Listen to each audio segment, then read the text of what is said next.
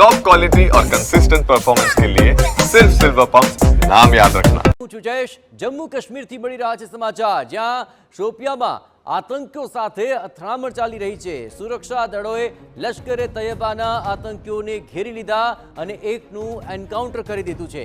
શોપિયામાં અલગ અલગ વિસ્તારોમાં આતંકવાદીઓની શોધખોળ ચાલી રહી છે। 2 થી 3 આતંકીઓ હજુ પણ અહીં સંતાયેલા હોવાની આશંકા છે। સુરક્ષા દળો અને આતંકીઓ વચ્ચે હજુ પણ ગોળીબાર સતત ચાલુ છે। તો જે કાર્યવાહી ચાલી રહી છે તેમાં અત્યાર સુધીમાં એક આતંકી ઠાર થયો છે અને મળતી માહિતી અનુસાર લશ્કરે તૈયબાનો આ આતંકી હોવાની વિગતો મળી છે। શોપિયાની અંદર હાલ આતંકીઓ અને સુરક્ષા દળો વચ્ચે ગોળીબાર સામસામે ચાલી રહ્યો છે, જ્યાં લશ્કરે તૈયબાના આતંકીને ઘેરીને તેનું એન્કાઉન્ટર કરવામાં આવ્યું છે। જ્યાં શોપિયામાં અલગ અલગ વિસ્તારોની અંદર આતંકીઓની શોધખોળ છેલ્લા ઘણા સમયથી ચાલી રહી છે અને આ આખી કાર્યવાહીમાં 2 થી 3 આતંકીઓ અહીં સંતાયેલા હોવાની છે આશંકા।